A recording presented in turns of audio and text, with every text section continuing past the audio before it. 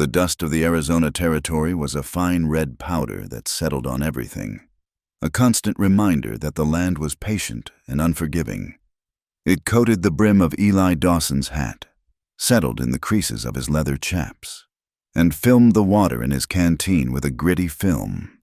He had been riding for 2 days, the sun a relentless hammer against the anvil of the sky.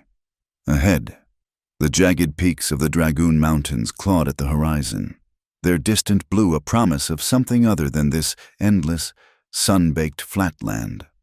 Eli was not a man given to flights of fancy. His world was one of fences that needed mending, cattle that needed branding, and a sky that promised rain far more often than it delivered. At 34, his face was already a map of his life, etched by sun and wind. His hands, calloused and thick, were more comfortable holding reins or a branding iron than a pen, which was why the letter tucked inside his saddlebag felt so foreign, its delicate script a stark contrast to his rugged existence. It had come by way of an old acquaintance, a man who had worked a season on his ranch before drifting south. The letter was from the man's cousin, a woman named Clara Monroe. She was, the letter explained in hesitant, looping letters, alone in the world and sought the protection and partnership of marriage. She was of good character, it assured him, and not afraid of hard work. Eli had read it 3 times, his brow furrowed. He was a practical man. His ranch, the Double D, was prosperous but empty. The silence in his clapboard house was becoming a presence in itself, a guest that had long overstayed its welcome. He needed a wife, a partner to share the burdens and, perhaps, the small triumphs of this harsh life. After a week of deliberation, of staring into the fire and seeing only the lonely years stretching ahead, he had written back, yes, he would come. He had enclosed a small sum for her stagecoach fare to El Cielo, a dusty border town that clung to the edge of the territory like a burr on a saddle blanket. He would meet her there, at the church, on the first Tuesday of the month. They would be married by the traveling preacher and then begin the long journey back to the Double D. It was a straightforward arrangement, a practical solution to the problem of loneliness. He expected a woman who was plain, perhaps, and worn down by hardship, but resilient. A woman who understood that love in this country was not about whispered poetry, but about a shared pot of coffee before dawn and a steady hand during a difficult calving. He did not expect romance. He expected a partner. As he neared El Cielo, the smell of wood smoke and cheap whiskey reached him, a scent that was sharper and more acrid than usual. A column of thick, black smoke coiled into the pristine blue sky, rising from the center of town. He spurred his horse, a big roan gelding named Boulder, into a steady trot, a knot of unease tightening in his gut. El Cielo was chaos. The source of the smoke was the saloon, its false front engulfed in flames that licked greedily at the dry timber. Men, their faces flushed with drink and excitement, spilled into the street, shouting and pointing. A few volunteers formed a haphazard bucket brigade from the town's main well, their efforts seeming laughably small against the inferno. The air was thick with the roar of the fire, the crash of collapsing timber, and the drunken jeers of the onlookers. This was not the quiet, orderly town he had pictured for his wedding day. He dismounted in front of the livery, his eyes scanning the chaotic scene. The church, a simple adobe structure with a wooden cross, stood untouched across the street, an island of improbable peace in the maelstrom. It was there he was supposed to meet her. He tied Boulder to the hitching post and made his way through the throng, his quiet presence a stark contrast to the wild energy around him. He felt a fool, standing there in his best and only suit, the wool stiff and unfamiliar against his skin. He checked the church first. It was empty, the air inside cool and smelling of dust and old hymnals.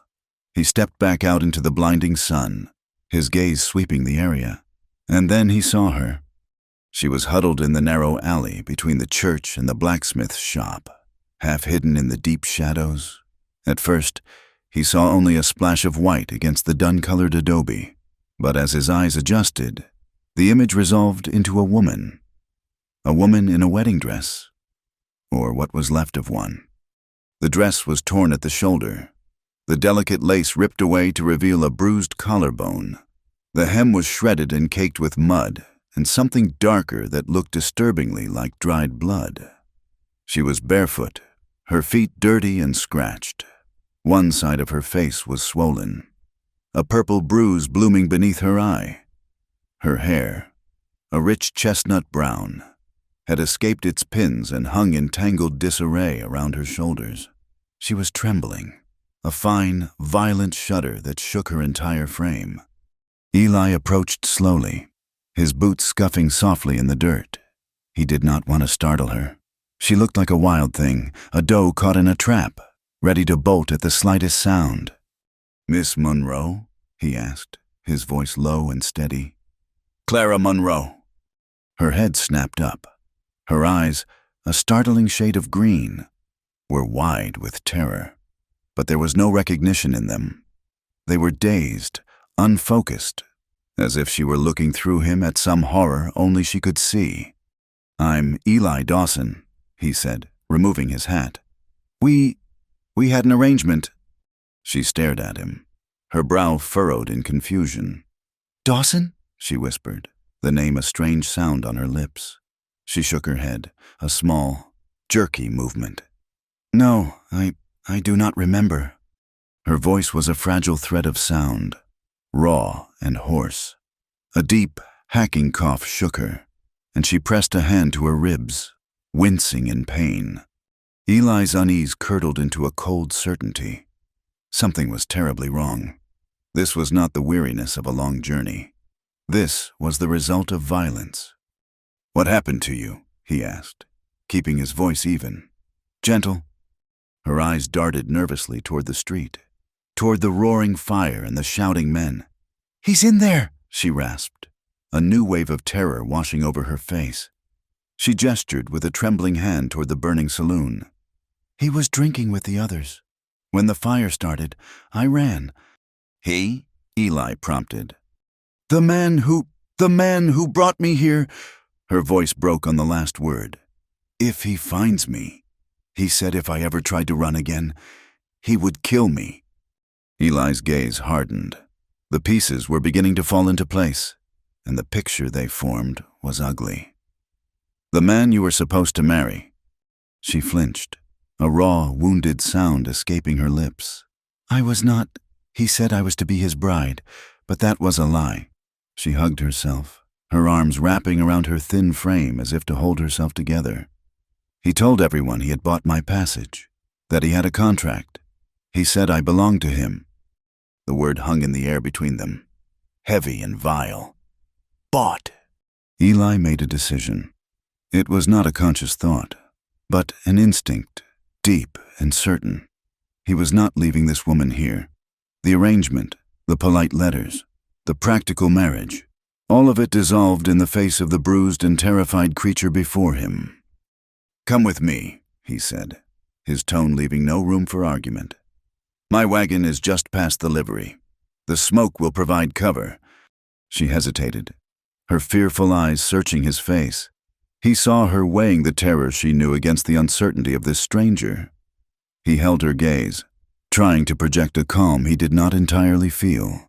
He was a rancher, a man who dealt with the straightforward cruelties of nature, not the calculated viciousness of men, but he knew injustice when he saw it. Slowly, as if moving through deep water, she nodded. He took a step toward her, extending a hand. She flinched back so violently she stumbled against the adobe wall, a small cry of pain escaping her. He immediately dropped his hand. "I will not hurt you," he said softly. "I give you my word." He turned and led the way, not looking back to see if she was following.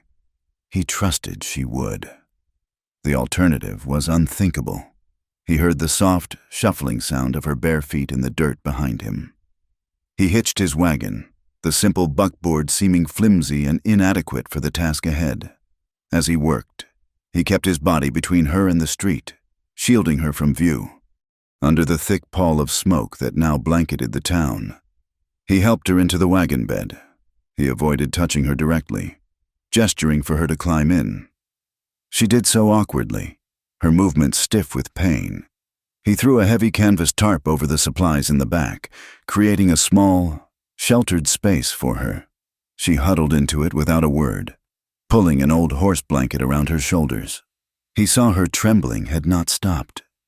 He climbed onto the driver's seat and clucked to the horses. The wagon lurched forward, and with a final, backward glance at the burning heart of El Cielo, Eli Dawson turned his back on the town and headed for the vast, empty wilderness of his home. He had come seeking a bride. He was leaving with a fugitive. The journey back to the Double D was a silent one. The sun beat down, and the heat rising from the desert floor was a visible, shimmering wave. Eli offered Clara water from his canteen, but she shook her head. He offered her a piece of jerky and a hard biscuit, but she refused that as well, turning her face away. She remained huddled under the blanket, a small, miserable bundle in the back of the wagon. Every time the wagon hit a rut, a small, sharp intake of breath was the only sound she made.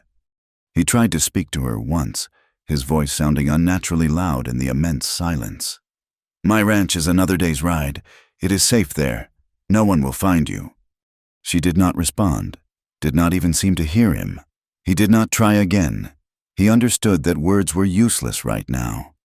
She was a creature locked deep inside her own pain, and he did not have the key.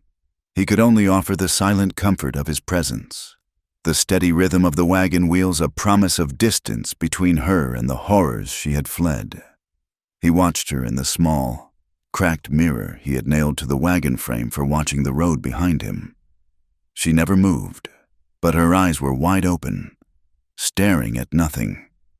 She looked like a ghost being ferried across a desolate landscape. As evening approached, the sky began to change. The endless blue was bruised with purple and gray clouds that gathered ominously on the western horizon. The air grew heavy, charged with a palpable tension. The wind picked up, whipping dust and grit into their faces. A low rumble echoed in the distance. A storm was coming, a real desert storm, violent and sudden. There was no outrunning it. Eli scanned the landscape, searching for shelter. To their left was a series of low mesas, their sandstone faces carved by millennia of wind and water.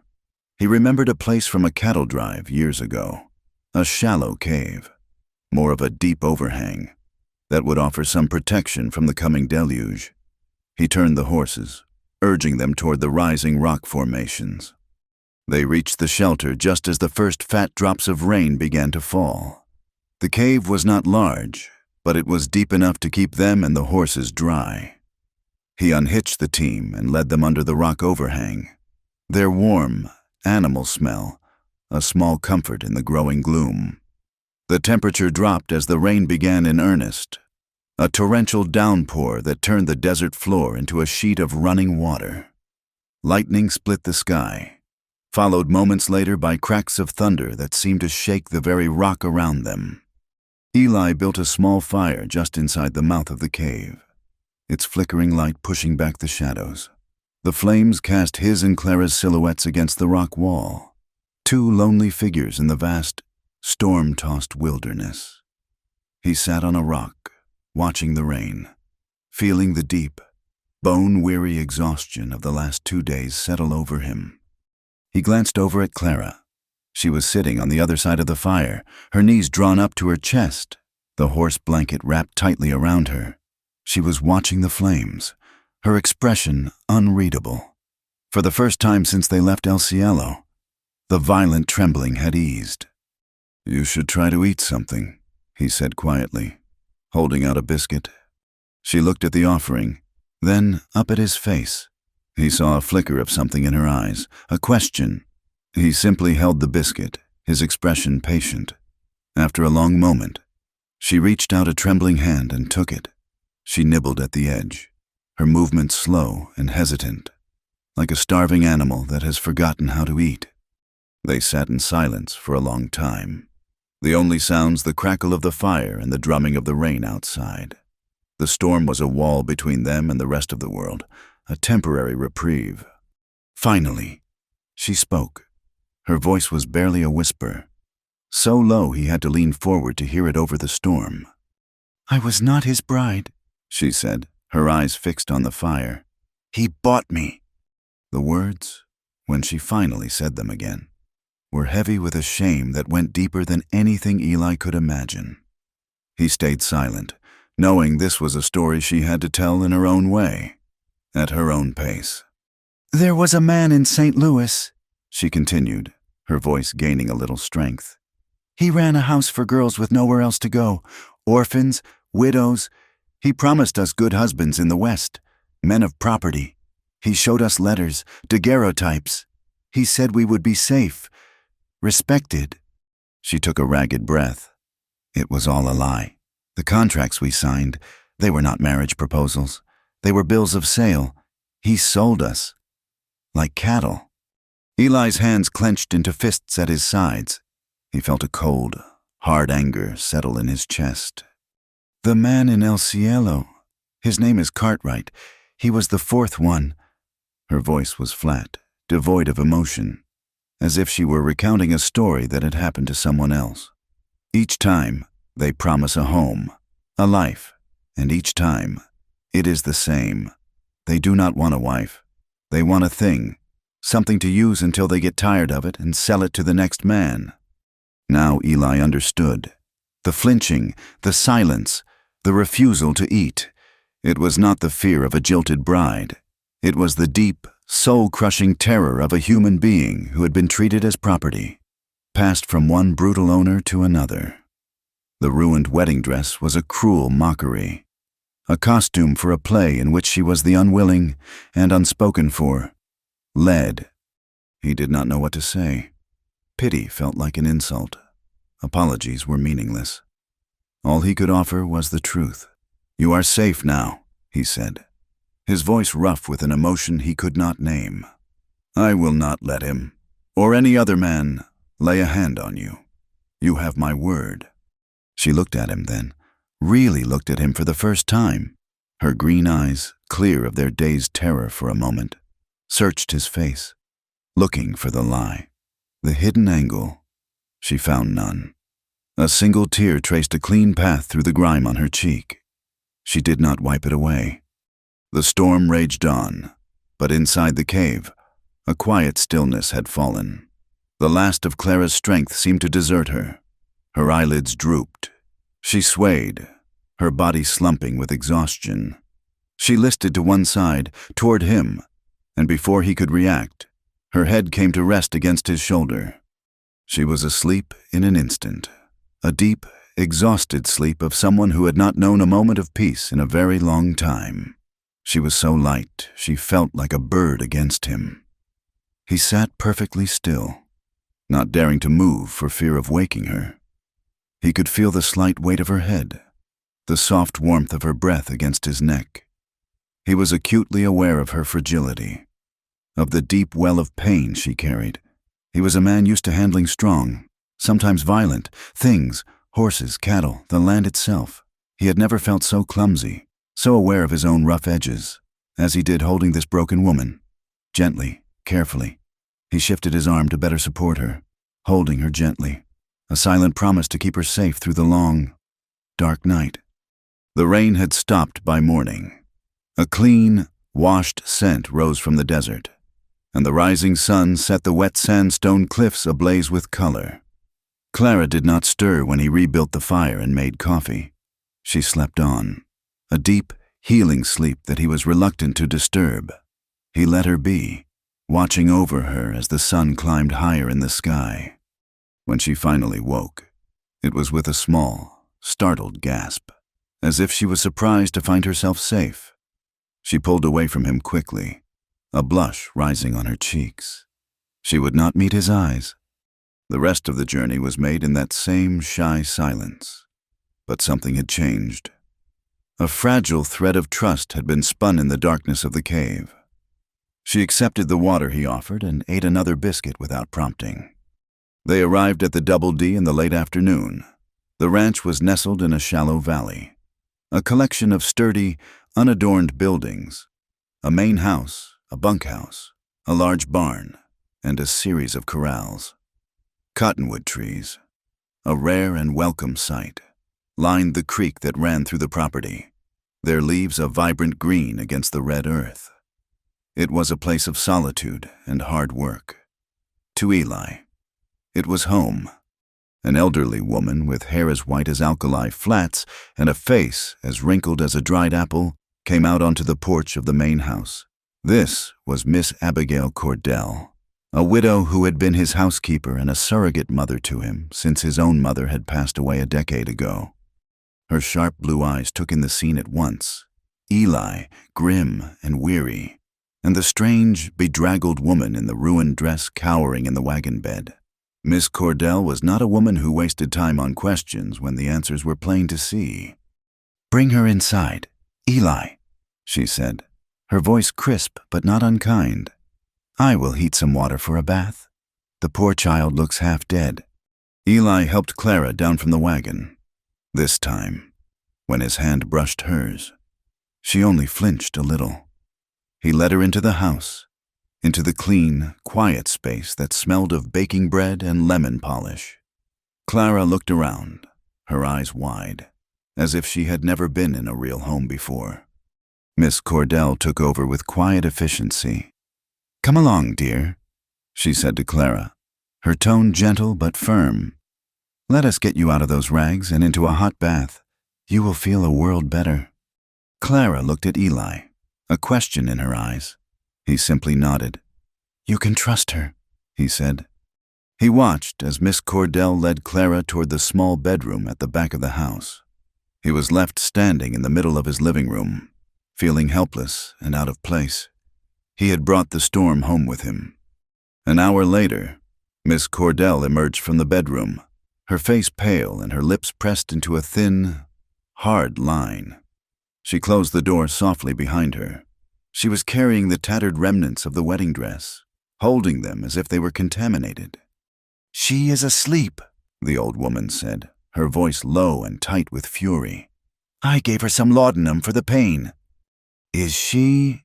Eli began, not knowing how to phrase the question. Miss Cordell's eyes met his, and in them, he saw a reflection of the cold anger he felt himself. "It is worse than you think, Eli. Much worse." She did not need to elaborate. He knew what she meant, but she did anyway, her voice a low, grim litany of horrors. "There are marks on her back, old ones, mostly healed, but they are there, from a whip or a belt. Her arms are covered in bruises, some new, some old, and there are burns, small, round ones, on her shoulders, as if someone held a lit cigar to her skin." Miss Cordell's voice trembled with rage. "Whoever did this to that child is not a man. He is a monster." Eli stood there. The image of those wounds seared into his mind. He thought of Clara, so small and fragile, falling asleep against his shoulder in the cave. He had known her pain was deep, but he had not understood the true, systematic cruelty she had endured. He looked out the window at the vast, indifferent landscape of his ranch. He had offered her shelter, but he knew, with a certainty that settled deep in his bones, that what this woman needed was more than just a safe place to hide. She needed a place to heal, and he had no idea if he was the kind of man who could provide it. The days at the Double D fell into a rhythm dictated by the sun and the needs of the ranch. For Clara, they began not with terror, but with the smell of coffee and frying bacon drifting from the kitchen. For the first week, she remained in the small back bedroom, a ghost in a borrowed nightgown. Miss Cordell would bring her trays of food, simple broths and soft bread, most of which went untouched. Clara would sleep for 12, sometimes 14 hours at a stretch, a profound, death-like slumber that seemed to be the only escape from memories that flickered behind her eyes even when she was awake. Slowly, like a winter-starved animal inching its way into the spring sun, she began to emerge. It started with small things. One morning, she came into the kitchen and sat at the table, watching Miss Cordell knead dough, her hands moving with a silent, practiced efficiency. She did not speak, but she drank a full cup of coffee and ate a whole biscuit. Miss Cordell, in her quiet wisdom, acted as if this were the most normal thing in the world. A few days later, she picked up a dish towel and began to dry the plates Miss Cordell washed. Her movements were hesitant, clumsy at first, but the simple, repetitive task seemed to soothe her. Then came the day Eli walked into the house for his midday meal and found her on the back porch, sitting in a rocking chair with a brush in her hand, slowly, painstakingly working the tangles from her long chestnut hair. The sunlight caught the clean, shining strands, and for a fleeting moment, he saw not the broken creature from the alley, but a woman. The sight struck him with a strange and unexpected force, a quiet ache in his chest. Her past did not come out in a flood, but in drips and drabs, like a leaking canteen in the desert. The story was a patchwork of pain, stitched together in fragmented moments of unguarded conversation. She never told it to Miss Cordell. The old woman's kindness was a gentle balm, but it was Eli's steadiness she seemed to need, his quiet, unwavering presence that allowed the words to surface. She told him about the fever first. One evening, as they sat on the porch watching the sky bleed from orange to purple, he was cleaning a rifle, the smell of oil and metal sharp in the air. She was mending one of his shirts, her stitches small and neat. "It took them both in a week," she said, her voice so low it was almost carried away by the breeze. "My mother, then my father. The house was quarantined. No one would come near. I was 12. When the doctor finally came back, he said I was lucky to be alive." Eli stopped his work, listening. He did not offer condolences or empty platitudes. He just waited. "There was a man from the church," she continued, her eyes fixed on her needlework. "He said he knew a good family in the next county who needed a girl for domestic work. He called it a godsend, an arrangement." She paused, and the needle in her hand stilled. "He sold me to them for $20. They worked me from sunup to sundown, and I slept on a pallet in the scullery. I was always hungry." Another time, as he was re-shoeing one of the horses, she stood by the corral fence, watching. "The man in St. Louis, the one who sent girls west, he found me after I ran away from that first family. He promised me a new life, a real home. He said there were good men out here, lonely men, who would cherish a wife. He taught us how to write letters, what to say, how to sound hopeful." A bitter, humorless smile touched her lips for an instant. "He was a very good liar. We were all so desperate to believe him." Eli hammered the last nail into the hoof, his movements precise and forceful. He thought of the delicate, hesitant script in the letter he had received. He understood now that it was a performance, a script written by a monster and recited by his victims. He felt a surge of cold fury, a desire for a kind of justice that he knew the law in this territory would never provide. But he said nothing. He simply finished his work, his silence a container for her pain. He did not offer pity, for pity would have implied she was weak. He offered her only the solid, irrefutable fact of his attention, a silent promise that here, at least, she would be heard. Weeks turned into a month. The bruises on her face faded, and the gaunt, haunted look in her eyes was slowly replaced by a quiet watchfulness. Color returned to her cheeks. She gained a little weight, the sharp angles of her body softening. Miss Cordell had given her a few simple calico dresses, and in them, she looked less like a runaway and more like a homesteader's daughter. She worked constantly, as if stillness was a dangerous country she could not bear to visit. She helped Miss Cordell in the kitchen, tended a small vegetable garden she had planted near the house, and even learned to milk the lone dairy cow. She insisted on earning her keep, and Eli, understanding her fierce need for dignity, did not argue.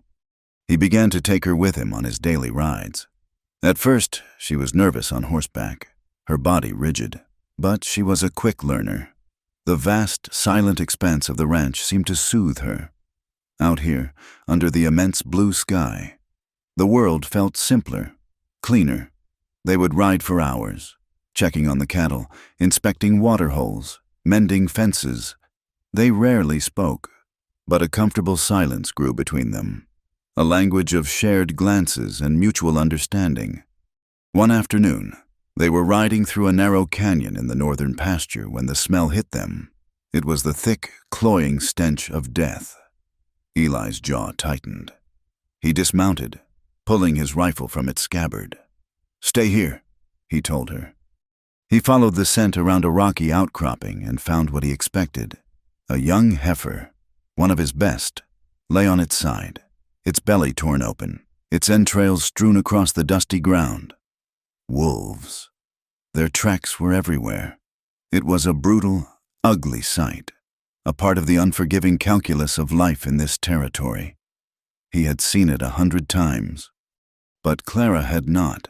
She had followed him, and now she stood frozen, her hand flying to her mouth. A strangled sound escaped her throat. Her face went ashen. It was not just the sight of the dead animal. It was something more. He saw a flicker of a darker memory in her eyes, a reflection of some other, more personal carnage. Her carefully constructed composure shattered. A low, guttural sob broke from her, a sound of such profound, bottomless grief that it seemed to be torn from the very center of her soul. She sank to her knees, her body racked with violent, uncontrollable sobs. She was not just crying for the dead heifer. She was crying for everything, for her lost parents, for the years of abuse, for the stolen innocence, for the countless violations her body and spirit had endured, all the pain she had held inside, all the tears she had never allowed herself to shed, came pouring out in a raw, ragged flood. Eli stood there, feeling useless and clumsy. He had faced down stampedes, droughts, and rustlers, but he had no idea how to confront this kind of pain. His first instinct was to give her space, but the sheer, desolate loneliness of her grief was too much to bear. He knelt beside her, his own knees cracking in the dirt. He hesitated for a moment, then slowly, tentatively, he laid his hand on her back, between her shoulder blades. It was a simple gesture, a touch meant only to comfort, to say, "I am here." At the feel of his hand, her sobbing hitched. For a fraction of a second, her body went rigid, as if preparing for a blow. But then, something shifted. She leaned into his touch. A small, almost imperceptible movement. Her body softened, and she sagged against his hand, the warmth of his palm seeming to offer a small anchor in the storm of her sorrow.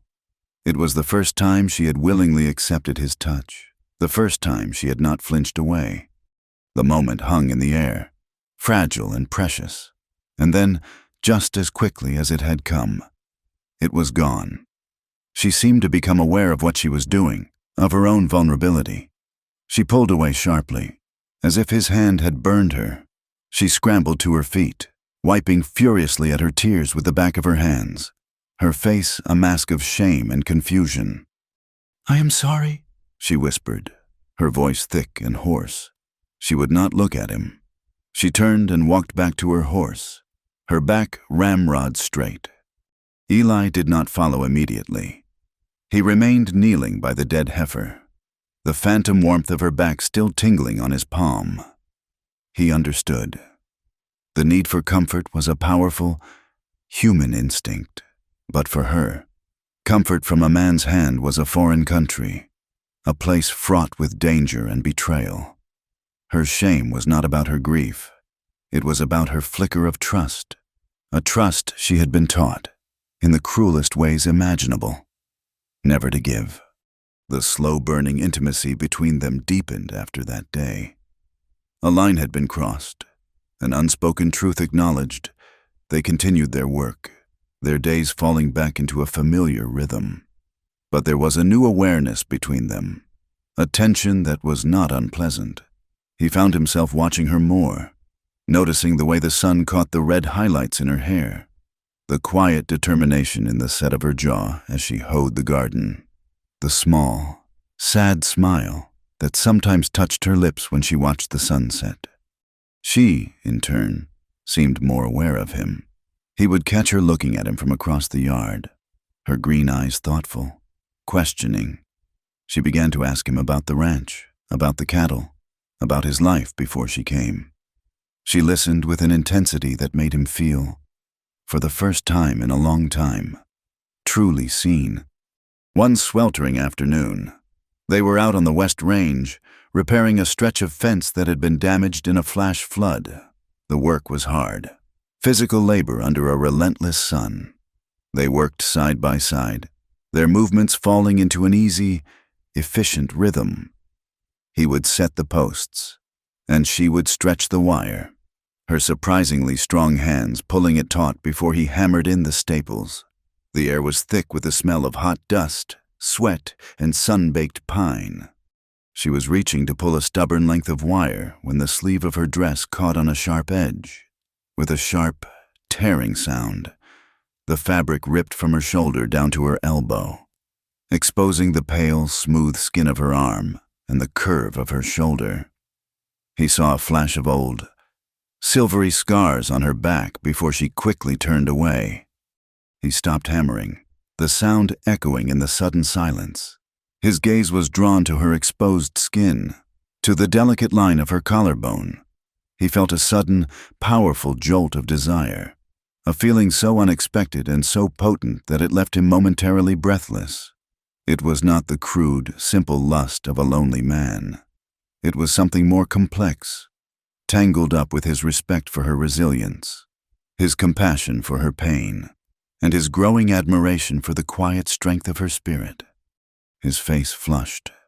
He looked away immediately, his gaze fixing on the distant mountains, his knuckles white where he gripped the hammer. He would not shame her. He would not be another man who looked at her with hunger, who saw her as something to be taken. He heard a small, shaky breath from behind him. He expected her to be embarrassed, ashamed. He waited for her to run back to the horses, but she did not move. After a long moment of silence, she spoke, her voice quiet but clear. "You are the first man," she said, "who looked at me like I was whole." He turned to look at her then. She was holding the torn fabric of her dress together with one hand, but she was looking directly at him, her eyes clear and steady. There was no fear in them, only a kind of wondering awe. In that moment, he understood that his respect, his simple act of looking away, had meant more to her than any act of kindness or protection he had offered. He had given her back a piece of her own humanity. He did not know what to say. The words were stuck in his throat.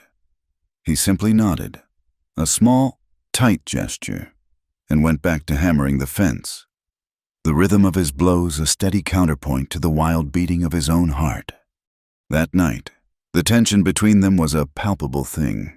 They ate their supper in silence, the air in the small kitchen thick with unspoken thoughts. Miss Cordell, with her usual perceptiveness, seemed to sense the shift. She made an excuse about being tired and retired to her room early, leaving them alone at the table. Eli could feel Clara's gaze on him. He risked a glance at her.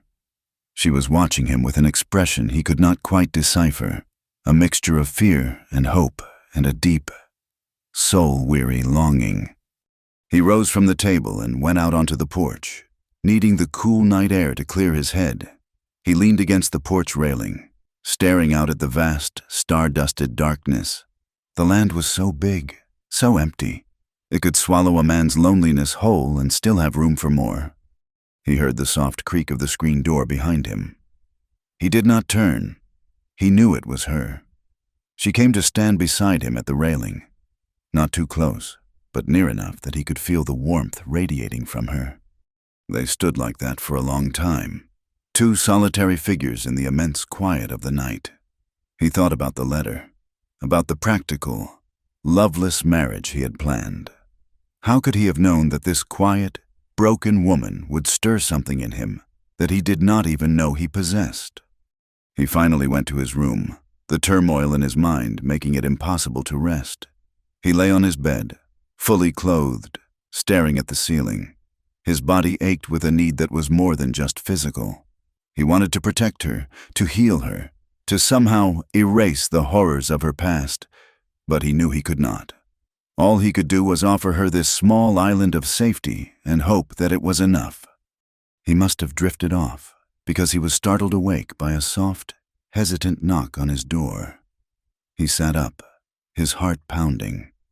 "Clara?" he called out, his voice rough with sleep. The door opened a crack. Her silhouette was framed by the faint moonlight spilling in from the hallway. "I am sorry to wake you," she whispered. He swung his legs over the side of the bed. His first thought, a thought that filled him with both hope and a deep sense of caution, was that she had come to him for intimacy. The moment at the fence line had changed something, and perhaps this was the result. But her next words dispelled that notion entirely. "Can I sleep where it is warm?" she asked, her voice small and childlike. "The nightmares, they are bad tonight." He looked at her, truly looked at her. He saw the fear in her eyes, the slight tremor in her hands.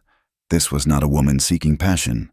This was a child seeking refuge from the monsters under the bed. "Of course," he said softly, his voice thick with an emotion he could not name. He moved over to one side of the narrow bed, making room for her.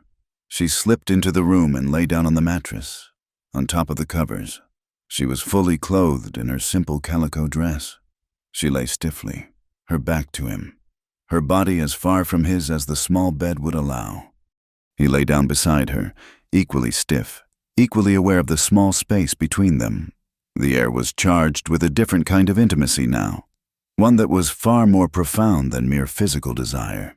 It was the intimacy of shared vulnerability, of two lonely souls finding a fragile sanctuary in the dark.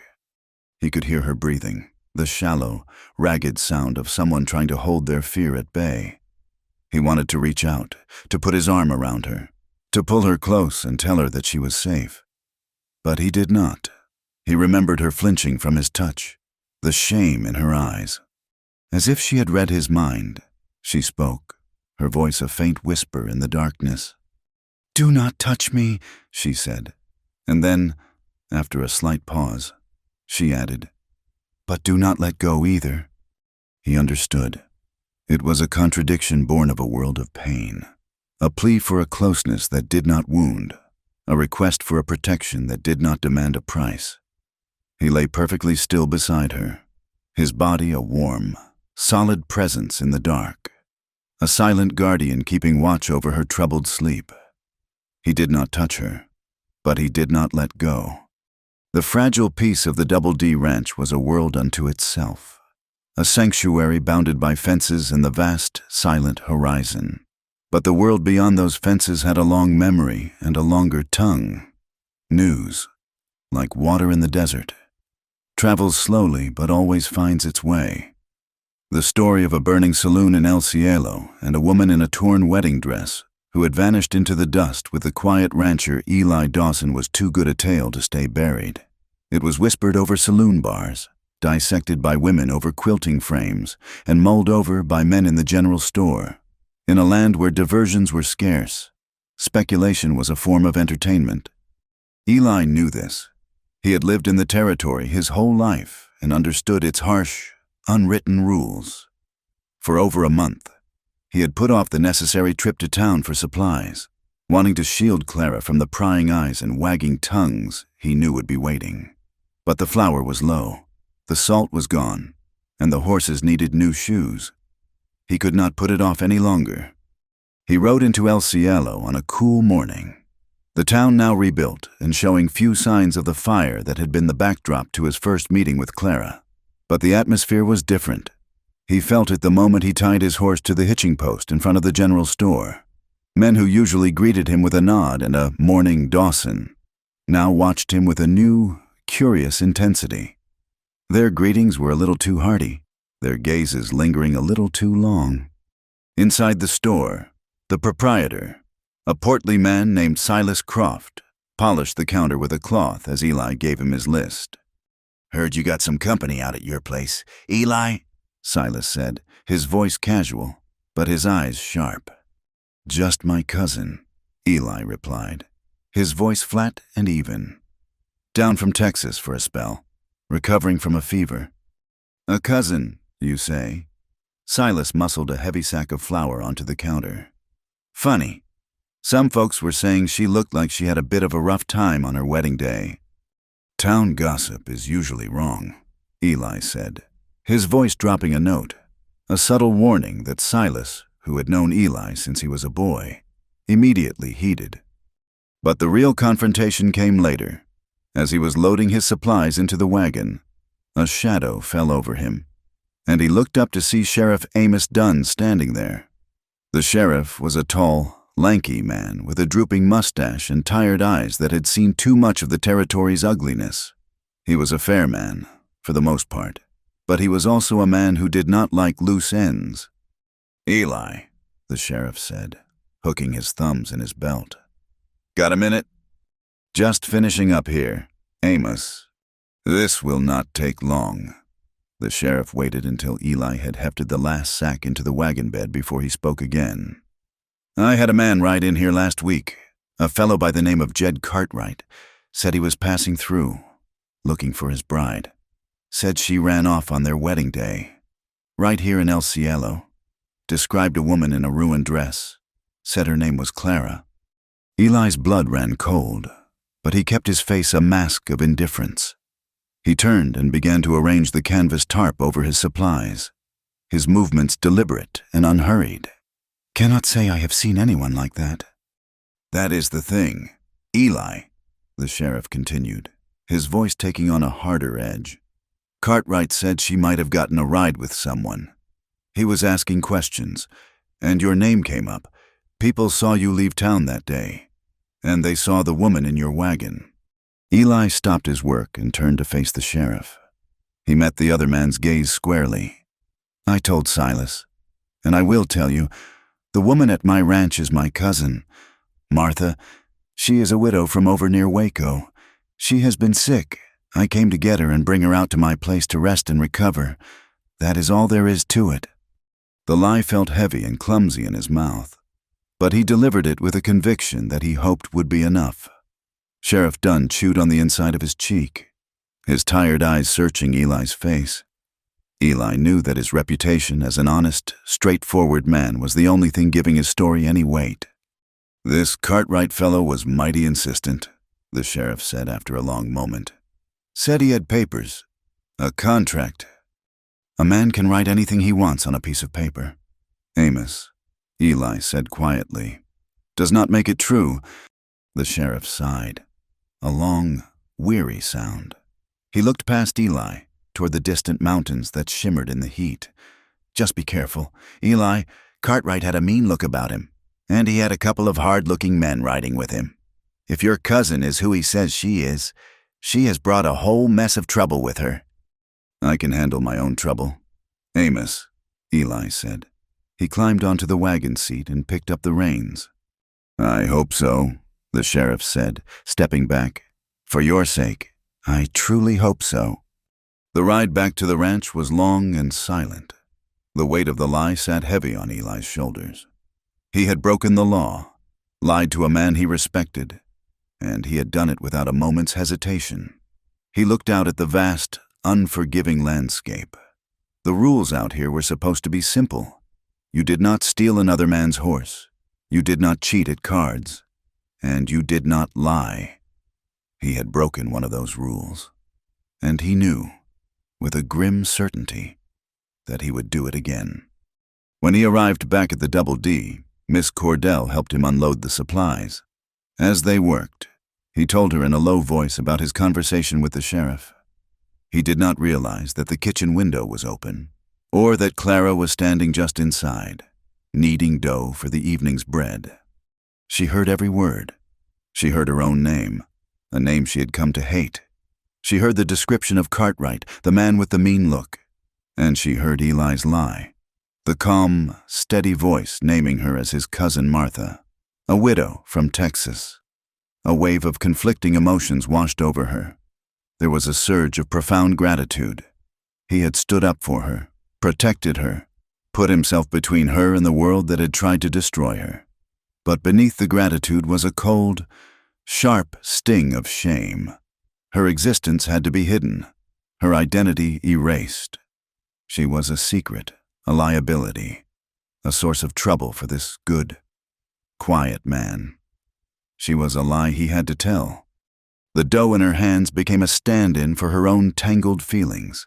She punched it down, again and again, with a ferocity that startled even herself. She was grateful, yes, but she was also ashamed. Ashamed that she was not a cousin, not a widow, not someone who could be acknowledged in the daylight. She was just Clara, a runaway, a piece of property that a man was still hunting for. The next day, Eli asked her to ride out with him to the north pasture. A sick calf had been found, separated from its mother, and he wanted to bring it back to the barn where they could care for it. She agreed, eager for the familiar comfort of the open range, for the silence that did not demand answers. They found the calf huddled in the shade of a mesquite tree, its breathing shallow, its coat dull and matted. It was weak, barely able to stand. Clara dismounted and approached it slowly, her movements gentle, her voice a low, soothing murmur. The calf, which had shied away from Eli, allowed her to approach. She knelt in the dust, stroking its neck, her hands moving with a firm gentleness that was both knowing and compassionate. "He is just scared," she whispered, more to the animal than to Eli. "And thirsty." She worked with a quiet competence, helping Eli get the calf onto a makeshift sling across his saddle. She was not squeamish or hesitant. She simply saw what needed to be done and did it. Eli watched her, a strange feeling taking root in his chest.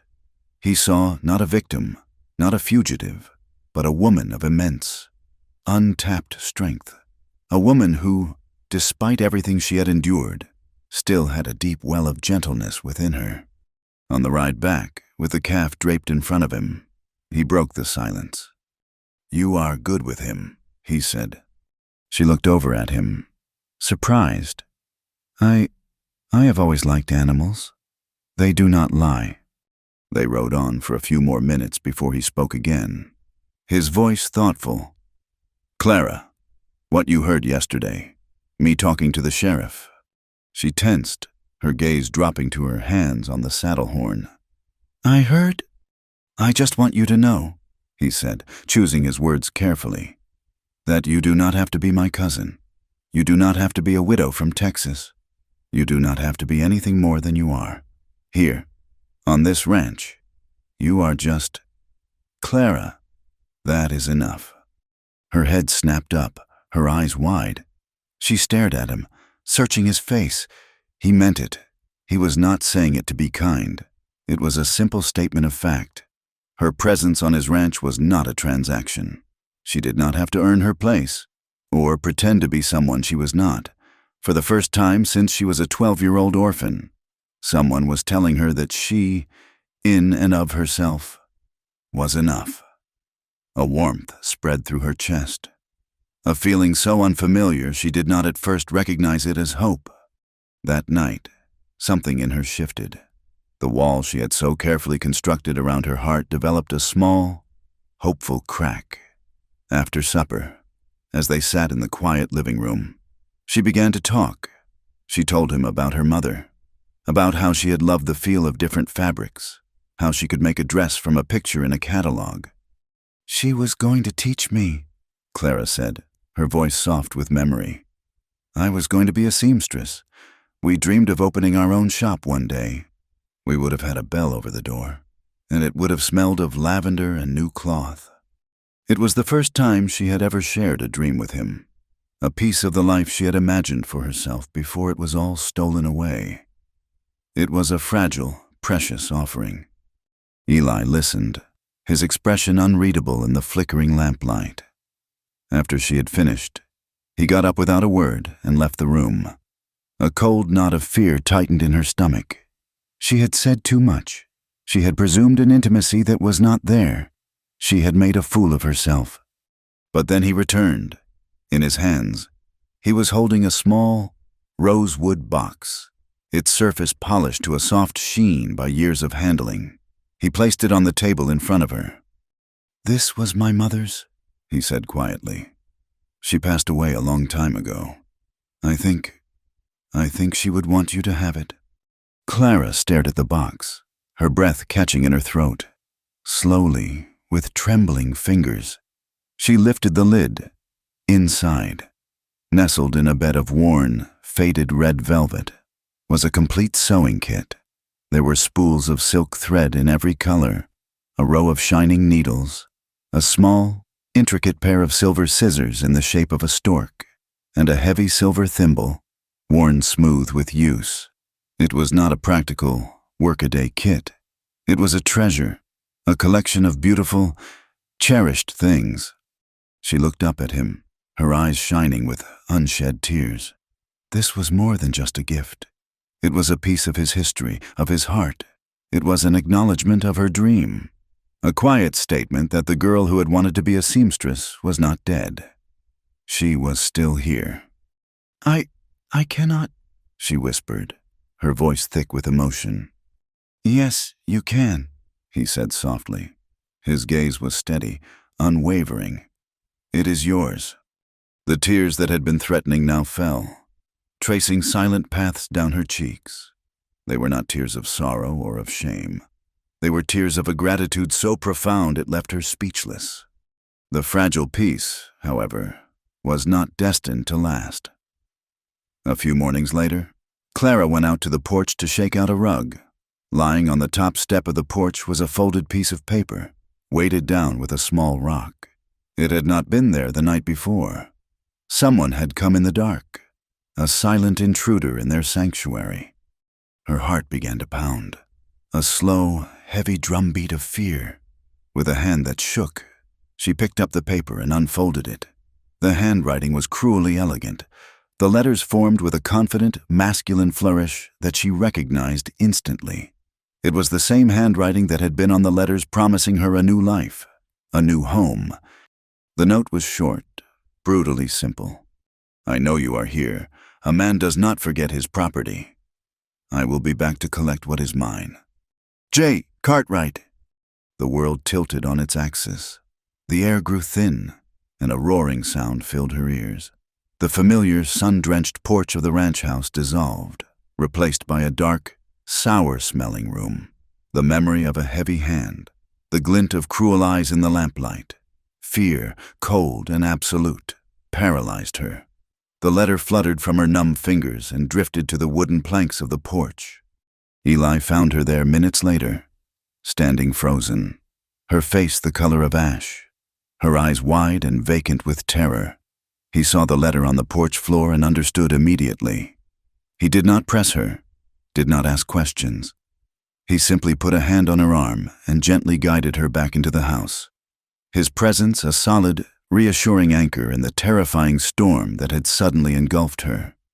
For days, she was a ghost again. She moved through the motions of her chores, but the light in her eyes had been extinguished. The fear was a constant, living thing inside her, a cold poison that seeped into every corner of her being. She barely spoke, and when she did, her voice was a flat, dead monotone.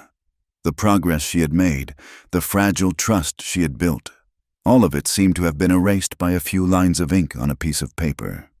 Eli watched her, his heart aching with a helpless anger. He wanted to ride out, to find this Cartwright, and what? He was one man against three. And the law, such as it was on Cartwright's side. He felt trapped, his protective instincts at war with the harsh realities of their situation. The breaking point came one evening, a few days after the letter had appeared. They were in the kitchen, the silence between them heavy and suffocating. Clara was staring into the fire, her hands clenched in her lap. Suddenly, she turned to him, her eyes blazing with a desperate, self-destructive fury.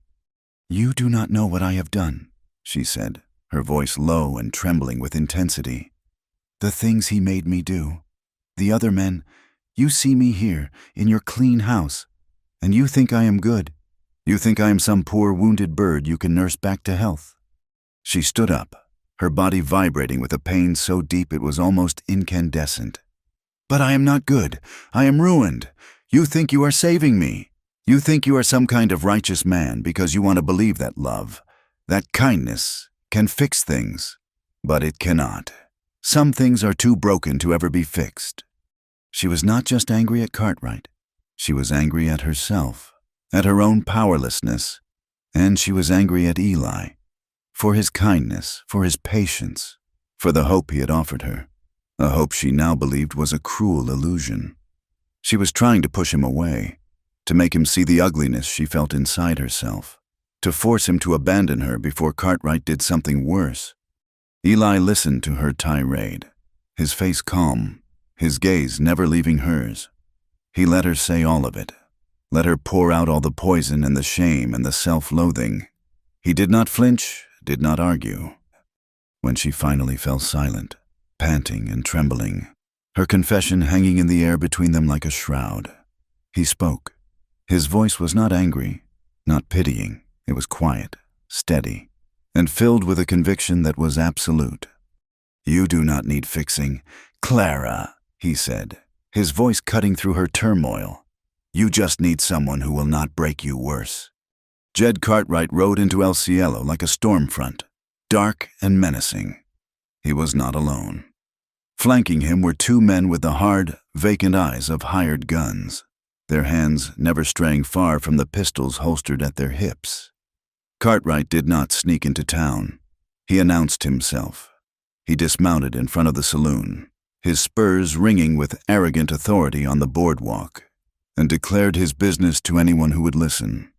His voice was a commanding boom. Accustomed to being obeyed, he spoke of a runaway, a woman named Clara he called his betrothed, though he used the word with a sneer that sounded more like a brand. He painted a picture of a deceitful thief, a woman who had stolen from him, not just money, he claimed, but the wedding dress he had bought for her, and fled with a local rancher. He waved a sheaf of papers in the air, declaring them a legal contract, a bill of sale that proved she was his property, and he offered a reward for any information leading to her return. The town, which had been simmering with gossip, now had a focal point for its speculation. Cartwright's story was ugly, but it was also simple and, to many, believable. A woman of loose morals, a quiet rancher taken for a fool. It was a tale as old as the territory itself. Men who had watched Eli Dawson with suspicion now felt a smug certainty. Women who had been inclined to pity the girl in the torn dress now clucked their tongues and whispered about her duplicity. Cartwright's poison seeped into the town's well of public opinion, turning it brackish and bitter. It took 2 days for the poison to reach the Double D. It arrived in the form of Sheriff Amos Dunn, his horse kicking up a cloud of dust that was visible from the ranch house porch long before he arrived. Clara saw it first. The sight of the lone rider approaching struck a chord of pure terror in her. For a moment, she could not breathe. She thought it was him. Her hand flew to her throat, and she backed away from the porch, melting into the shadows of the house. Eli had seen the rider too. He met the sheriff in the yard, his stance deceptively casual, but his eyes were hard and watchful. "Amos," Eli said, his voice a low rumble. "Eli." The sheriff dismounted, his movements slow and weary. He looked like a man on an errand he had no taste for. "I need to have a word with you, and with your cousin." "My cousin is resting," Eli said, his body blocking the path to the house. "You can talk to me." The sheriff sighed, pulling a folded document from his coat pocket. "I cannot do that. Eli, Jed Cartwright is back in town. He has filed a complaint. Says a woman named Clara Monroe, his contracted bride, absconded and is being harbored here. He has papers, Eli, official-looking papers, witnessed and signed, declaring her a fugitive from contract. I have to serve them." The world narrowed to the space between the two men, the hum of insects, the lowing of cattle in the distance. It all faded away. "Let me see them," Eli said. The sheriff hesitated, then handed over the document. Just then, the screen door creaked open. Clara stood there, her face pale as bone, her eyes fixed on the paper in Eli's hand. She could not read the words. but she understood the power that a single piece of paper could hold over a life. It was a power that had been used to sell her, to trade her, to declare her less than human. Eli's eyes scanned the document. His expression did not change, but a muscle feathered in his jaw. The paper was thick, embossed with an official-looking seal at the top. The language was dense with legal terms, citing territorial statutes about breach of contract and recovery of property. But Eli had spent long winter nights reading the few law books his father had left behind. He knew the statutes, and he knew a forgery when he saw one. The signature of the Justice of the Peace was a clumsy imitation. The date was wrong for the circuit judge's known location, and a key phrase regarding indentured persons had been misused in a way that rendered the whole document invalid to a trained eye. It was a bluff, a piece of official-looking theater designed to intimidate a small-town sheriff and terrorize a woman who could not read. He looked up from the paper, his eyes like chips of flint. He met the sheriff's gaze. "This is not worth the paper it is written on. Amos," he said, his voice dangerously quiet. "Now, Eli, it looks official to me." "It is a forgery," Eli stated, his voice cutting through the sheriff's protest. "And you know it. You just do not want the trouble of standing up to a man like Cartwright." He folded the paper deliberately and held it out. "You have two choices. You can ride back to town and tell that son of a bitch that the woman he is looking for is not here. Or you can try to serve this piece of trash. But I am telling you now, you will not set foot in my house." It was an ultimatum, a line drawn in the dust of his own yard. Sheriff Dunn looked from Eli's unyielding face to the terrified woman in the doorway, and then back to the worthless paper in his hand. He was a man of the law, but he was also a man who knew the difference between the law and justice. He saw it in Eli's eyes. With another weary sigh, he took the paper and shoved it back into his coat. "You are making a powerful enemy, Eli," he warned. He was my enemy the moment he laid a hand on her. Eli replied. The sheriff nodded slowly, a flicker of something like respect in his tired eyes. He turned without another word, mounted his horse, and rode away, the dust rising behind him like a retreating ghost. When he was gone, Eli turned to Clara. The rigid control he had maintained now fell away, and he looked bone-weary. Clara did not move from the doorway. The terror had receded, replaced by a wave of crushing despair. He walked up the steps and stopped in front of her. "It is over," he said softly. For now, that was when she broke. The frustration, the shame, the terrifying helplessness of it all came crashing down on her. Tears of pure, hot frustration streamed down her face. "It will never be over," she cried, her voice raw with anguish. "He will not stop, and he will hurt you because of me. I am not worth this trouble. Eli, I am not worth it." She turned to flee into the house, to hide herself away, but he caught her arm gently. "Clara." She tried to pull away, but his grip was firm. He waited until she stopped struggling, her sobs shaking her small frame. He looked down at her, his face serious, his gaze so intense it seemed to penetrate right through her defenses, to the broken, frightened heart of her. "You are worth more than every horse on this ranch," he said, his voice rough with an emotion she had never heard from him before. "You are worth more than the land they stand on. Do you hear me?" She stared at him, speechless. He was not a man for pretty words or grand declarations. His world was one of tangible things, of practical value. To a rancher, his horses and his land were his lifeblood, his entire worth. And he had just told her, in the only language he truly knew, that she was more valuable than all of it. The simple, profound truth of his words silenced her sobs, leaving her breathless. His statement was a turning point. It was as if a key had turned in a lock deep inside her. That night, she went to the rosewood box he had given her. She lifted the lid and looked at the collection of needles and threads, the beautiful silver scissors, his mother's legacy, his gift, her dream. For weeks, she had been too afraid to touch them, as if using them would be a betrayal of the woman she had once hoped to be. But now, something was different. Eli had not seen her as trouble. He had seen her as treasure. With hands that trembled only slightly, she took out the thimble and a needle. The next day, she asked Miss Cordell for some fabric. The old woman, understanding without needing to be told, gave her a bolt of soft blue calico, the color of a summer sky. She began to sew. At first, her fingers were clumsy, her stitches uneven. The memories associated with the act were tangled with loss. But as she worked, a strange peace began to settle over her. The simple, repetitive motion of the needle, the soft pull of the thread, the gradual transformation of a flat piece of cloth into something with shape and purpose. It was a kind of magic. It was creation. It was the opposite of the destruction that had defined her life for so long. She was not mending a torn garment. She was stitching herself back together, one small, careful stitch at a time. She worked for a week, in the quiet hours of the afternoon when the ranch was sleepy in the heat. She did not use a pattern, but worked from a memory, a half-forgotten image of a dress she had once seen in a shop window long ago. She made a simple bodice, a flowing skirt, and delicate capped sleeves.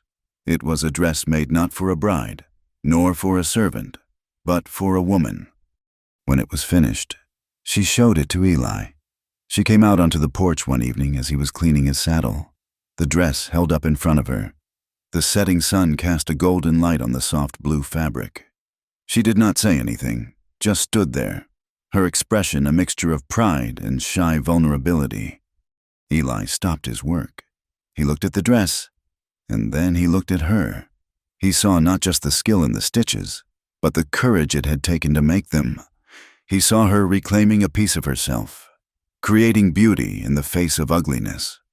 A slow, gentle smile touched his lips, a rare and beautiful thing. He was not just moved, he was in awe of her. "It is beautiful, Clara," he said, his voice soft, "truly beautiful." The quiet intimacy that had been growing between them blossomed in the following days. The threat of Cartwright still hung over them, a distant thunderhead on the horizon, but they had faced it together, and it had forged a new and powerful bond between them. They spoke more, sharing small stories of their pasts, their hopes, their fears. A fragile sense of normalcy began to take root in the soil of their shared solitude. One evening, after a long day of work, they were walking back from the barn as twilight settled over the valley, painting the sky in shades of lavender and rose. The air was warm and smelled of hay and dry earth. A profound quiet had fallen over the ranch. Inside the vast, cathedral-like space of the barn, shafts of fading light cut through the gloom, illuminating swirling dust motes like 1,000 tiny stars. Eli stopped, turning to her. "My father used to play the fiddle in here on Saturday nights," he said, his voice nostalgic. "My parents would dance, right here on this floor." Clara looked at the worn, wooden floorboards, imagining the sound of music and laughter echoing in the rafters. A sad smile touched her lips. "I have never danced," she said quietly. Eli looked at her, at the wistful expression on her face. Without a word, he held out his hand. She stared at it, her heart giving a sudden, sharp leap. It was not a demand. It was an invitation. Hesitantly, she placed her hand in his. His palm was calloused and warm, his grip gentle but firm. He drew her into the center of the barn, into one of the shafts of fading light. He placed his other hand on her waist, and she tentatively put her hand on his shoulder. There was no music, only the sound of their breathing and the whisper of the evening breeze through the cracks in the barn walls. And they danced. They moved slowly, awkwardly at first. Two people unaccustomed to this kind of closeness, but then they found a rhythm, a slow, swaying shuffle that was a language all its own. Clara rested her head against his shoulder, closing her eyes. She could feel the steady beat of his heart against her cheek. For the first time in her life, she felt safe in a man's arms, completely, utterly safe. There was no fear, no expectation, No price to be paid. There was only the solid warmth of him, the gentle strength of his lead, and the quiet laughter that soon bubbled up from both of them. A sound of pure, unadulterated joy that filled the empty spaces of the barn and their own lonely hearts. The dance ended as the last of the light faded, leaving them in the soft intimacy of the near dark. The laughter subsided, but they did not move apart. The air between them was thick, charged with a tension that had been simmering for weeks. It was the culmination of every shared silence, every cautious glance, every moment of fragile trust. Slowly, Clara lifted her head from his shoulder. She looked up at him, her eyes shining in the gloom. The romantic tension that had been a gentle undercurrent now boiled over. A wave of longing so powerful it was a physical force, acting on an impulse that came from a place deeper than thought, a place of pure, unblemished wanting. She raised a trembling hand to touch his face. Her fingers grazed the rough stubble on his jaw, a touch as light as a moth's wing. He flinched, pulling back slightly. The rejection, gentle as it was like a physical blow. Shame and hurt washed over her. She had misread everything. She started to pull her hand away, but he caught it, holding it in his own. He looked down at her, his face a mask of turmoil, his voice strained and rough. "Clara, do not," he whispered. "I do not want to take what you are not ready to give." His words were the most profound act of love she had ever known. He was not rejecting her. He was protecting her, even from himself. He was giving her the one thing no one else ever had, a choice. He was giving her all the power.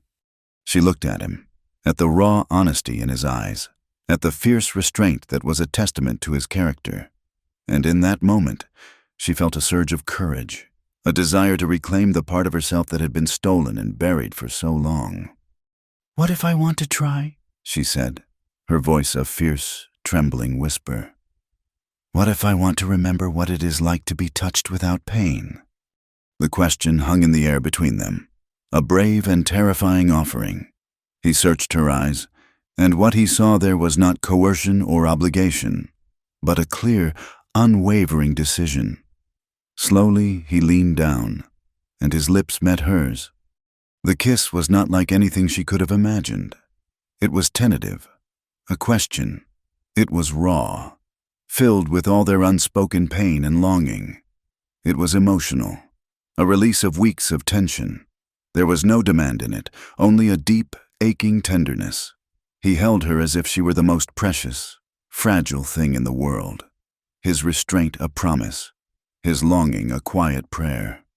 He led her by the hand back to the house, into the sanctuary of his room. The love they made was not a rushed, passionate affair. It was a slow, deliberate act of healing. Every touch was gentle, every movement unhurried. As he undressed her, he paused at every scar, his touch a silent apology for the men who had come before him. And Clara cried. She cried silently, tears of grief for the innocence that had been stolen, tears of release for the pain she had held for so long, and tears of overwhelming gratitude for the man who was showing her, with every gentle touch, that she was not ruined. He whispered to her in the darkness, his voice a low, soothing balm against her ear. He told her she was beautiful. He told her she was safe. And he told her, over and over, that he would stop at any moment, that she need only say the word. But she did not. For the first time, she did not want it to stop. She was not just a recipient of his touch. She was a participant, meeting his tenderness with her own, rediscovering a part of her body and soul that she had thought was dead forever. Afterwards, they lay tangled together in the quiet dark, the only sound the chirping of crickets outside the window. A profound peace had settled over her, a stillness she had never known. She was whole. She was home. She turned to him, tracing the line of his jaw in the faint moonlight. "You did not save a bride, Eli?" she whispered, her voice clear and strong. "You saved me before I knew how to ask." The love that grew in the quiet corners of the Double D Ranch was a private, fragile thing. cultivated in the shared silence of the open range and the soft lamplight of the evenings. But secrets, like seeds, cannot stay buried forever. Sooner or later, they break through the surface and out in the harsh sunlight of public opinion. They are often mistaken for weeds. Sheriff Dunn's visit had stirred the pot of town gossip to a rolling boil. The story of Eli's cousin was too thin to hold water for long. Jed Cartwright's version of events, however, was far more satisfying to the town's palate for scandal. It was a simple, ugly story that confirmed their worst suspicions about women of uncertain background. The whispers that had followed Eli on his last trip to town now grew into a confident chorus of condemnation. Clara was not a cousin, not a widow. She was Eli Dawson's kept woman, a harlot he was harboring out on his ranch, living in sin. The judgment found its voice on a Sunday morning, from the pulpit of the very church where Eli was meant to have been married. The traveling preacher, a man named Reverend Miller with a severe face and fire and brimstone eyes, had heard the talk. He saw it as his moral duty to address the rot that had taken root in his flock. Eli was in town that morning, not for the sermon, but to speak to the blacksmith about a new plowshare. He was tying his horse to the hitching post when the doors of the church opened, spilling the congregation out into the morning sun, their faces a mixture of pious agreement and furtive excitement. Reverend Miller stood on the top step of the church, his black coat a stark silhouette against the adobe. He saw Eli, and his gaze hardened with righteous purpose. He strode towards him, his Bible clutched in his hand like a weapon. Mr. Dawson, the preacher began, his voice loud enough for the lingering churchgoers to hear. I spoke today of the sanctity of the home, of the holy union of marriage. I spoke of the sin of fornication, of a man who takes a fallen woman into his house and his bed, setting an example of wickedness for the whole community. Eli stood perfectly still, his hand resting on his saddle. He did not have to ask who the preacher was talking about. He could feel the weight of dozens of eyes on him, hungry for the drama. You have taken a Jezebel under your roof, sir, the preacher declared, his voice rising with theatrical fervor. You flaunt your sin in the face of this decent, God-fearing town. You are leading a soul to damnation, and perhaps your own along with it. A cold, white-hot fury rose in Eli's chest. It was so pure and so intense it felt like ice in his veins. He did not raise his voice. He did not move. He simply looked at the preacher, his gaze so direct and so filled with contempt that the other man's tirade faltered for a moment. When Eli spoke, his voice was low, but it cut through the murmuring of the crowd like a razor. Tell me, preacher, he said, his words spaced and deliberate. Did you preach a sermon on the wickedness of a man who buys and sells a human being like she is a horse or a sack of feed? The preacher blinked, taken aback. That is a matter of contract, of law. Did you stand on those steps? Eli continued, taking a slow step forward, and condemn the men who passed her from one to the other, who beat her and burned her and left her for dead in an alley? Did you speak of their sin? He was standing directly in front of the preacher now, his shadow falling over the smaller man.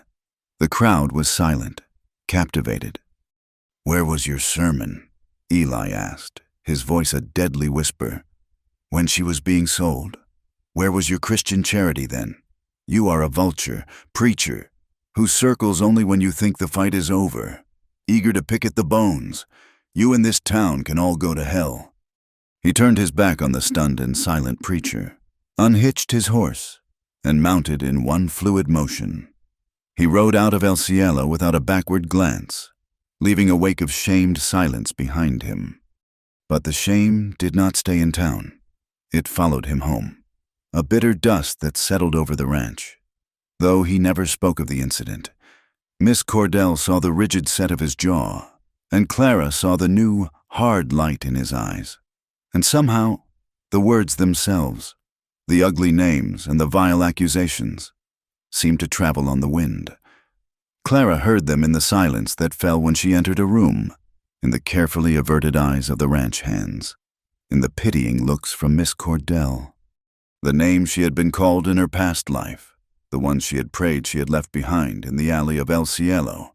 Whore, Jezebel, fallen woman. They had found her again. The guilt was a gnawing, relentless thing. Eli had defended her. Yes, but in doing so, he had drawn the town's fire upon himself. His good name, his reputation as a steady, honorable man, was being dragged through the mud because of her. She was a stain on his life, a blight on his home. She began to isolate herself. The woman who had started to laugh, who had danced in the barn, who had found safety in Eli's arms, retreated.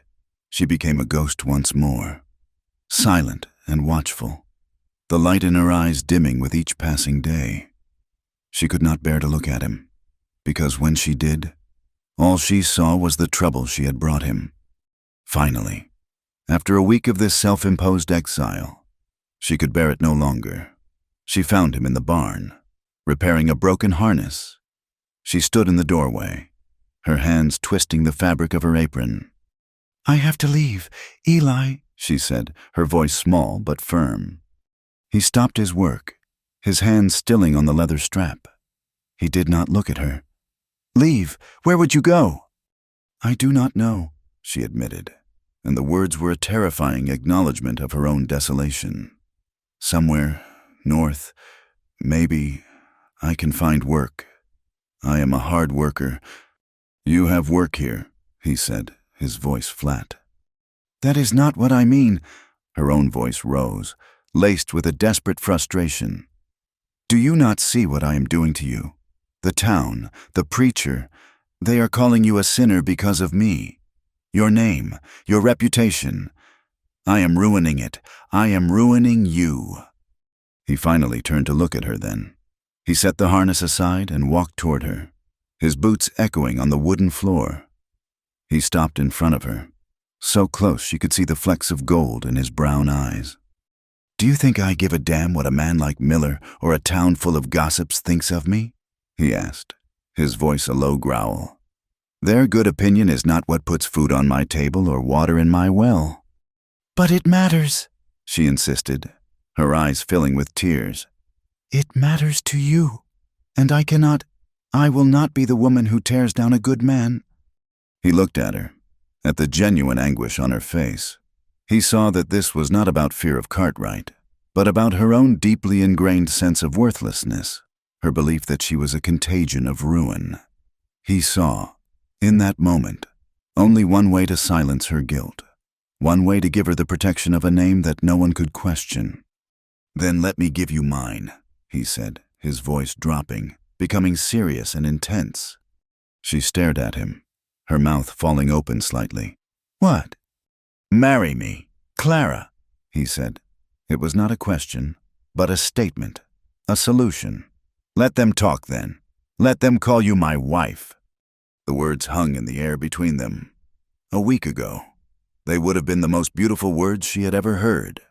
But now, they were tainted by the circumstances, by the stink of public opinion. She saw the proposal not as a declaration of love, but as an act of desperate protection, a shield he was offering her. It was a gesture of immense kindness, of profound sacrifice, and that made it impossible to accept.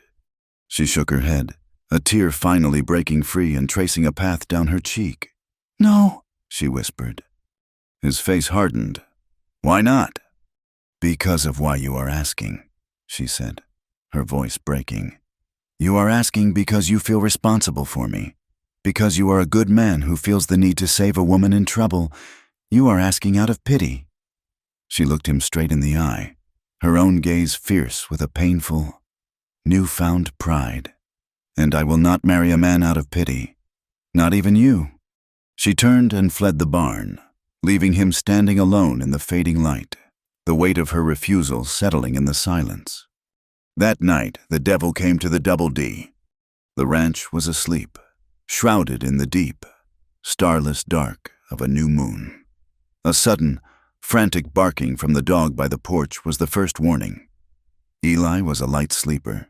He was out of bed in an instant, pulling on his trousers.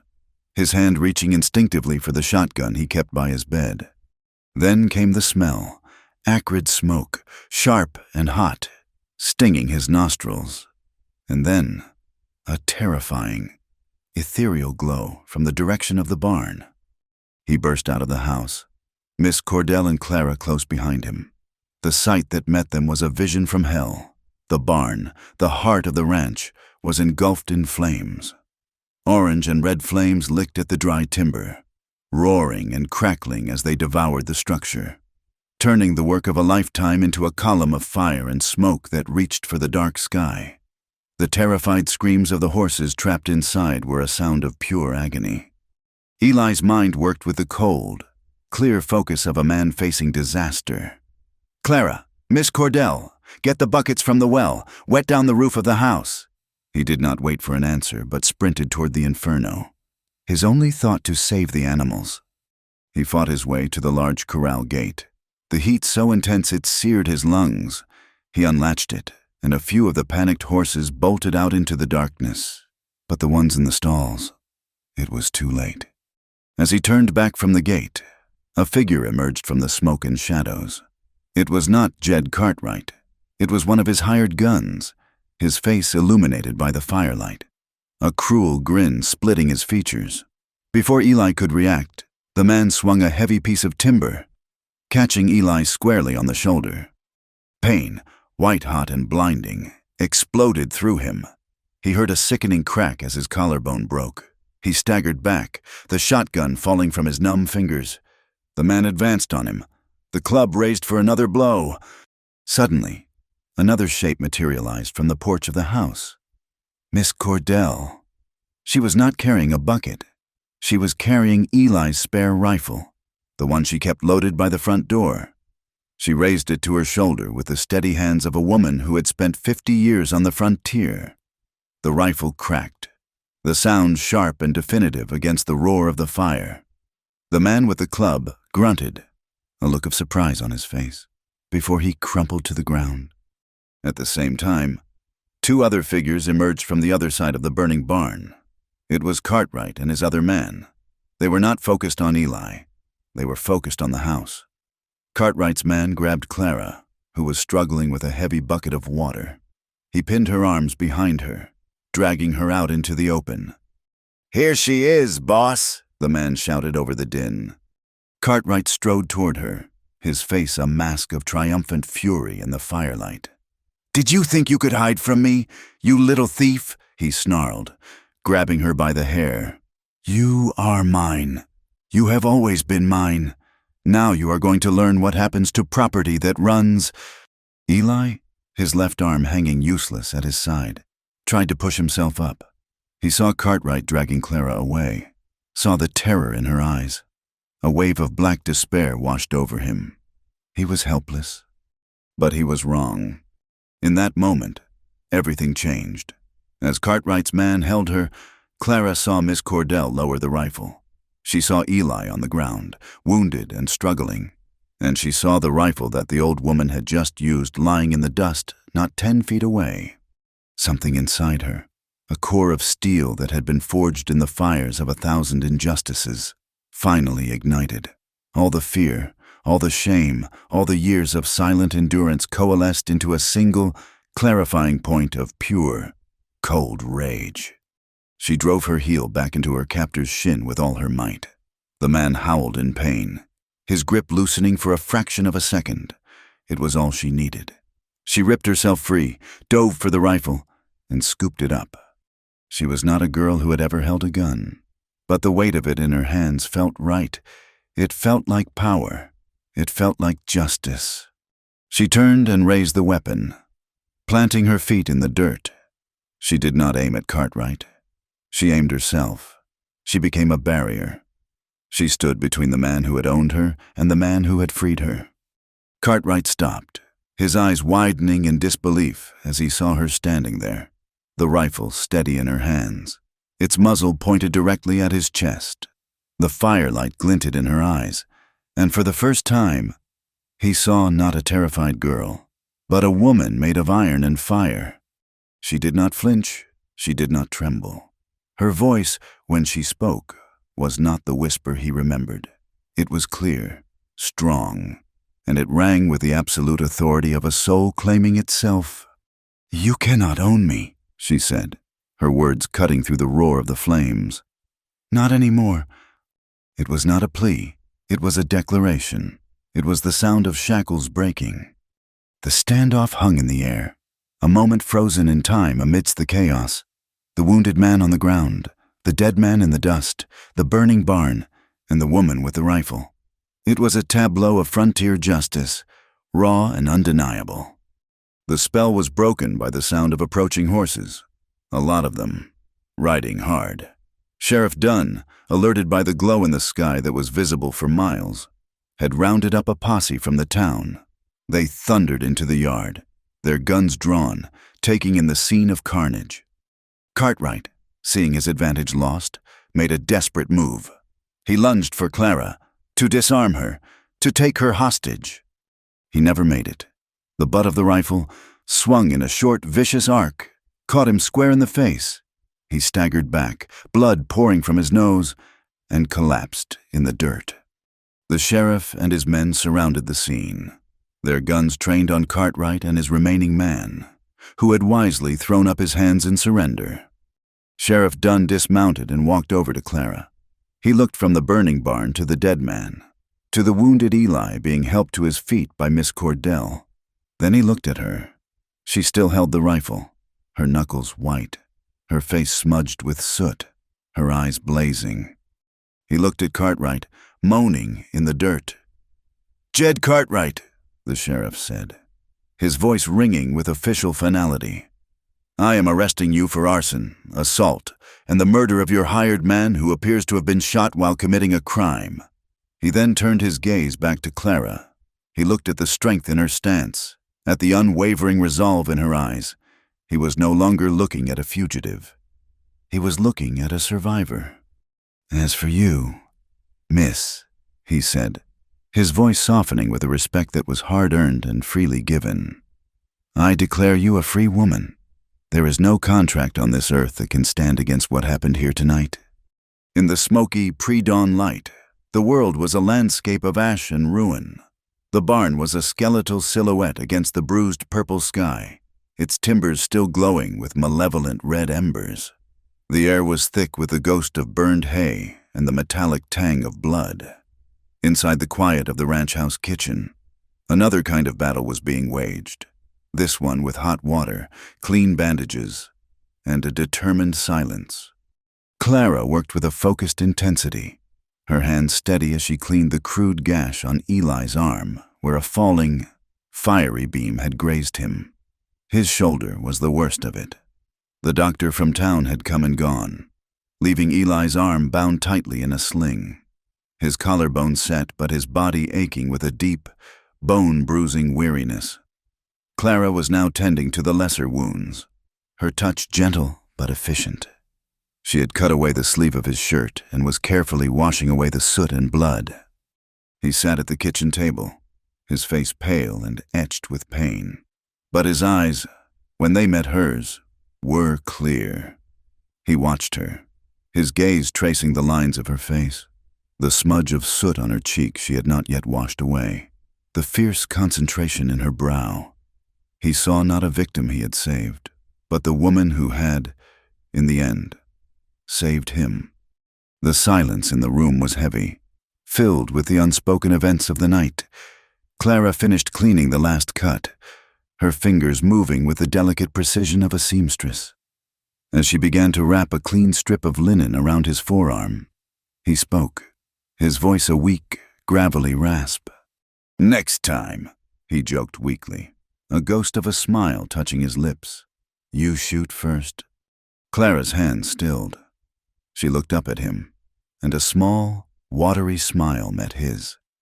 A single, choked laugh escaped her, a sound that was half sob, half pure relief. "There will not be a next time," she said, her voice thick with emotion. She tied off the bandage, her touch lingering on his skin for a moment longer than necessary. In that touch, a new promise was made, a new foundation laid upon the ashes of the old. Rebuilding the ranch was slow, arduous work, but they were not alone. The story of the fire at the Double D, of Jed Cartwright's villainy and Clara's courage, spread through the territory faster than the fire itself. It was a story of violence and heroism, of good triumphing over evil, and it was a far more satisfying tale than the petty gossip that had preceded it. The town's shame was a palpable thing. Men who had whispered behind Eli's back now rode out to the ranch, their faces grim and apologetic. They did not offer words. They offered work. They came with wagons of new timber, with sacks of nails, with calloused hands and strong backs. They worked from sunup to sundown, raising the frame of a new barn, their sweat a silent penance for their earlier judgment. Their wives came too, bringing baskets of food for the workers, pies and stews and fresh-baked bread. They approached Clara shyly, their eyes full of a new respect. They would offer her a freshly baked loaf and murmur, "We are so sorry, my dear, for the trouble," their apologies encompassing far more than just the burned barn. Clara accepted their offerings with a quiet grace, her forgiveness a balm on their collective conscience. In the midst of the reconstruction, Clara found her own way to rebuild. She took out her mother's rosewood sewing box, the contents a beautiful and poignant reminder of a dream she had thought was lost forever. With the scraps of fabric the townswomen brought as peace offerings and a bolt of fine lace she purchased with the egg money she had been saving, she began to create. She did not make a dress of mourning or a practical work garment. She designed a dress of hope. It was a simple thing, the color of cream, with a modest neckline and long, fitted sleeves. She added touches of the lace at the collar and cuffs, a quiet testament to a beauty she was finally allowing herself to feel. As she stitched, she poured all of her history into the seams, the sorrow of her past, the quiet strength of her present, and the fragile, trembling hope she held for the future. The dress was not a costume. It was her story, told in thread and cloth. One evening, after the last of the volunteer workers had ridden for home, she and Eli stood watching the skeleton of the new barn silhouetted against a fiery sunset. The air was cool and smelled of freshly cut pine. A sense of peace had settled over the valley, the quiet that comes after a long and difficult storm. Eli turned to her. He looked at her face, softened by the golden light. And he knew that his life before she came had been a half-life, a black-and-white existence to which she had brought all the color. His proposal, when it came, was not born of pity or of a need to protect her reputation. It was born of a need so profound it felt like thirst, a need to ensure that he would never again have to face a sunset without her by his side. He did not kneel. He had no ring. He offered her no grand promises of an easy life. He offered her only the simple, unadorned truth. "Stay," he said, his voice quiet but steady. He reached out and took her hand, his thumb stroking the back of it. "With me, as long as you want." It was the last phrase that unlocked her heart. As long as you want. It was not a contract. It was not a cage. It was a choice. It was the only thing she had ever truly wanted. She looked up at him, her eyes shining, and saw in his gaze not a savior, but a partner, an equal, her home. "Yes," she whispered.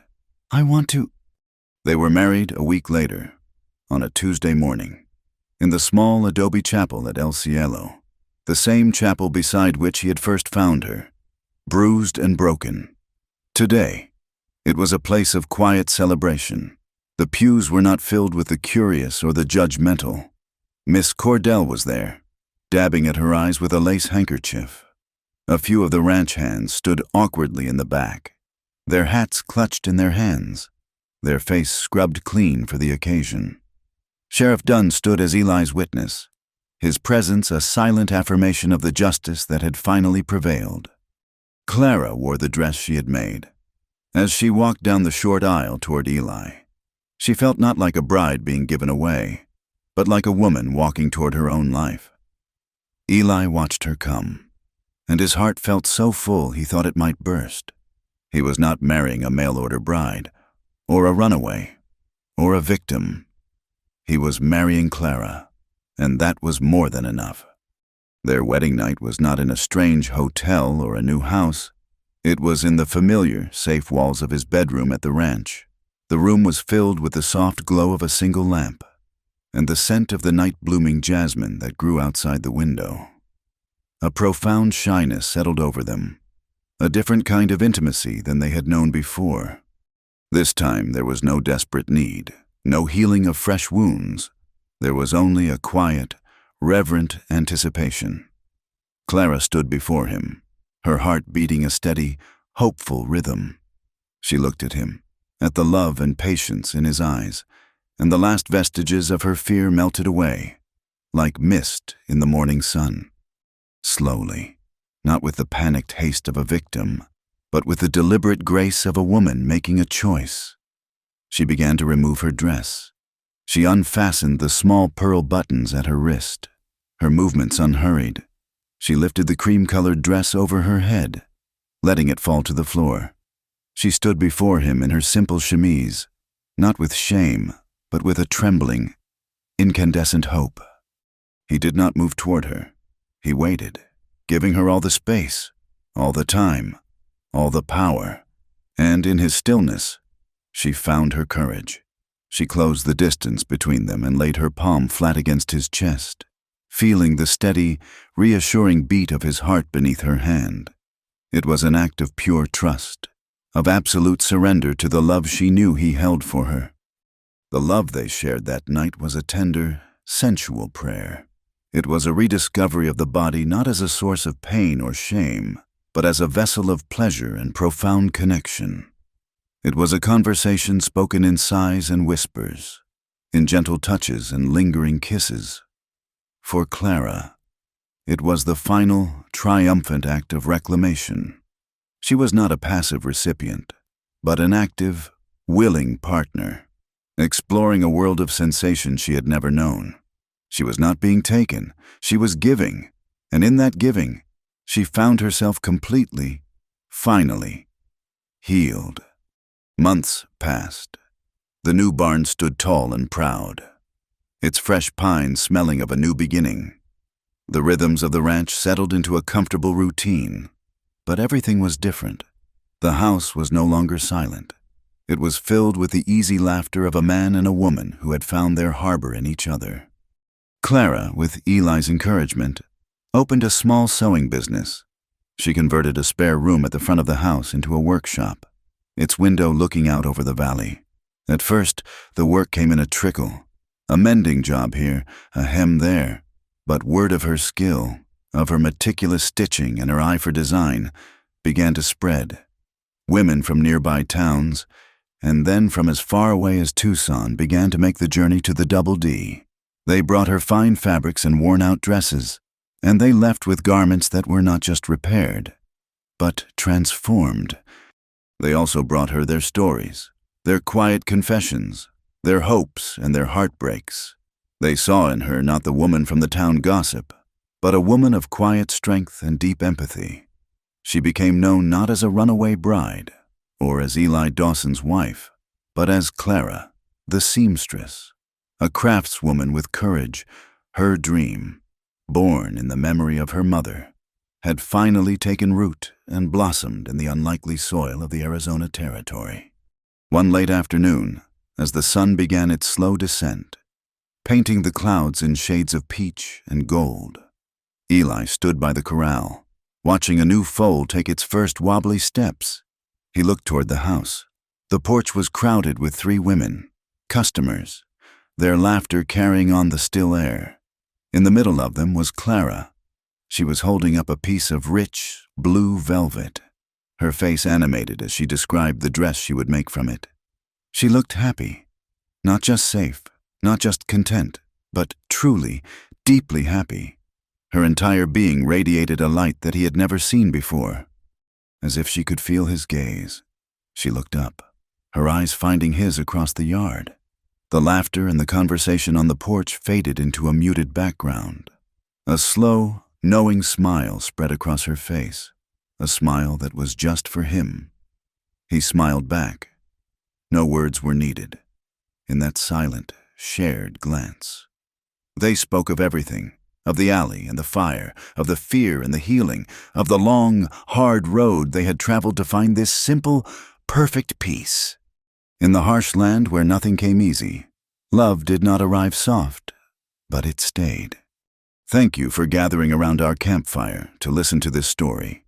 We would love for you to comment with where you are listening from to connect with others in our community. And be sure to subscribe to the Wild West Campfire channel and share your thoughts in English.